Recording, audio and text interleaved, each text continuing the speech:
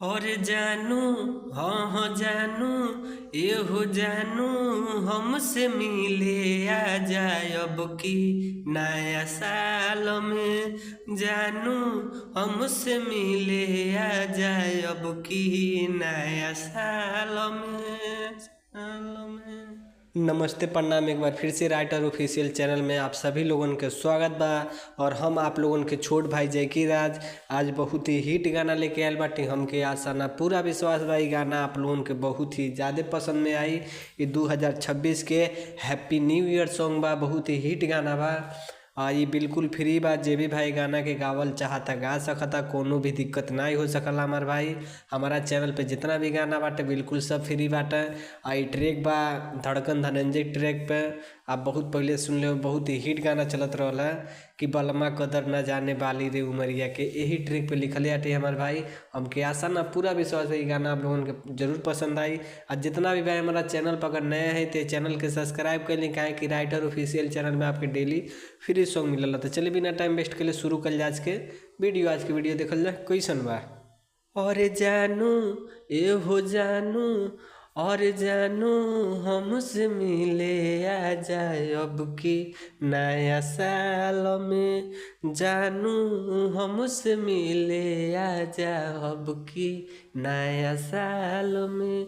देह के है चुमा जई हो, देह के है चुमा जई हो, हई अपना दहिना गाल में। जानू, ए हो जानू, हाँ जानू, हमसे मिले आ जाए अब की नया साल में। जानू, हमसे मिले आ जाए अब की नया साल में। ताई आप लोगन के मुखड़ा कैसन लागल प्लीज़ कमेंट करके जरूर बताइए। चलल जा अंतरा के तरफ, अंतरा देखल जा कैसन बा।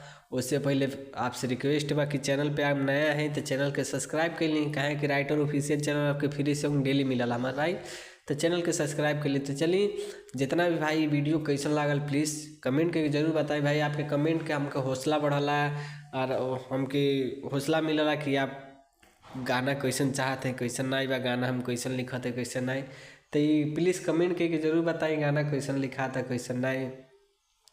और जितना भी भाई हमसे पर्सनल सॉन्ग लिखवाल चाहते स्क्रीन पे आपके नंबर शो करते हो 8756090687। ही हमारा पर्सनल नंबर बा। हमारे भाई कॉल भी कर सकेनी, व्हाट्सअप भी कर सकेनी, अपना मनपसंद के गाना हमसे लिखवा सकेनी।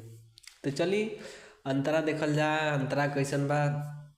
ताई अंतरा के तरफ चल जा, अंतरा कैसन बा ताई अंतरे देखल जा भाई। कि तोहरा से प्यार हमार बाटे पुराना, शादी क के तोहरा के हम बनाइब जनाना। कि हई गिरिटिन लेके जई ह, और जमन मन करे खई ह, और केहू नहीं चिन्ही, और केहू नहीं चिन्ही, तू ओढ़ के आई ह साल में। जानू, ए हो जानू, हाँ जानू, अब की मिले आई ह हमसे नया साल में। जानू, अब की मिले आई ह हमसे नया साल में। तो चलल जा लास्ट अंतरा के तरफ। लास्ट अंतरा देखल जा कैसन बा। और धर्मेंद्र किशोरी भाई के कमेंट रहल, कमेंट आप देख सकेनी। नाम तो भाई के ना रहल, हम खोलनी इनकर आईडी तो इनका नाम मिलल है, तो भाई के नाम बा धर्मेंद्र भाई के। अगर आप भी ऐसा चाहते हैं कि गाना में आपके भी नाम आवे तो अपन नाम कमेंट करिए हमारे भाई। आपके भाई के वादा बा कि आपके नाम जरूर आई।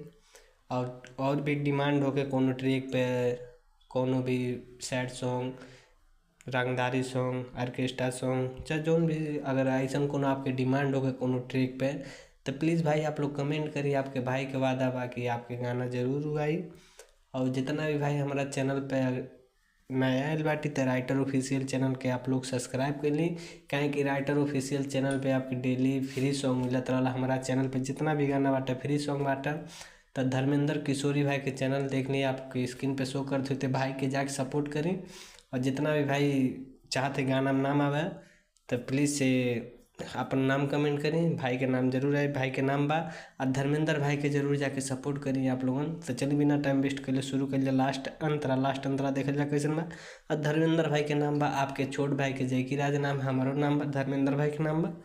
तो चलिए यहाँ सुनल जा और जाके धर्मेंद्र भाई के जरूर सपोर्ट करें। धर्मेंद्र किशोरी नाम बा। तो आप लोग जरूर जाके देखें, स्क्रीन पे आप उनका चैनल के शो करते हो, तो आप उनके जाके सपोर्ट करें। चलिए चल जा लास्ट अंतरा देखो जा। लास्ट अंतरा कैसन बा।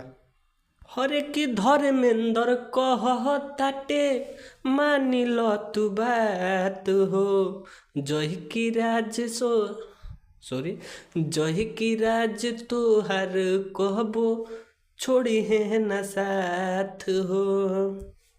कि जोनी बात के घुमाव असीधे मिले चली आव, अरे पहुँचिस तू बितहिलू काई हो बीती साल हो। जानू ए जानू अरे जानू हमसे मिले आजा अब की नया साल हो। जानू हमसे मिले आजा अब की नया साल हो। तो आप लोगों के वीडियो कैसन लागल प्लीज़ कमेंट करके ज़रूर बताएं। चलिए मिलल जाए आपसे नेक्स्ट वीडियो में, तब तक खातिर आपसे इजाज़त चाहते हैं। आप लोग स्वस्थ रह मस्त रह, अगला वीडियो के इंतज़ार करब। तो चलिए मिलल जाए आपसे नेक्स्ट वीडियो में, तब तक खातिर धन्यवाद।